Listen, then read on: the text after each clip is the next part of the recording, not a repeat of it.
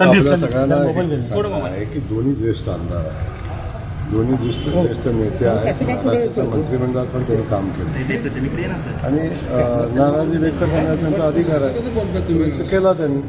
त्याच्यामध्ये एवढा मोठा विषय काय आहे, मी त्यांच्या दृष्टीने खूप लहान कार्यकर्ता आहे, त्यामुळे मी माझी भूमिका जी आहे ती माझी भूमिका मी पार पाडतो. त्यामुळं जो निर्णय होईल आम्ही चर्चा केलेली आहे आणि बहुतांश ठिकाणी आमचं जे आहे ते समन्वयानं मार्ग निघतो. काही ठिकाणचा विषय आहे त्या संदर्भात आम्ही चर्चा करून मार्ग तुमचं एक आत्तापर्यंत जागा वाटपाव कधी भाष्य केलेलं नाही. आज पण मी आपल्याला सांगतो की सगळेच्या सगळे उमेदवार स्थानिक आमदारच ठरवतील आणि शहराच्या जिल्हाध्यक्षा चौघं मिळूनच ठरवतील. त्याच्यामध्ये कुठेही शंका कुशंका द्यायचं कारण नाही. जयकुमार गोरेकर व्यक्तिगत एकही उमेदवार सोलापूरमध्ये नाही, त्यामुळे तो तेच ठरवतील.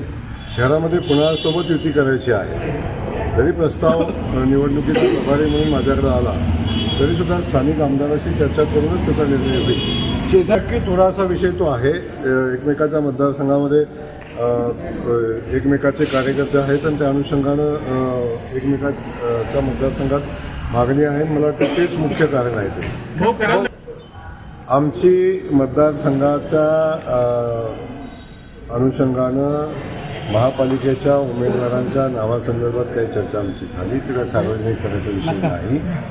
आणि निवडणुकीच्या स्ट्रॅटर्जी संदर्भात, युती संदर्भात, शहराच्या घडामोडी संदर्भात आमची चर्चा झालेली आहे आणि त्या चर्चेतनं आम्ही सगळे मिळून बसून निर्णय करू.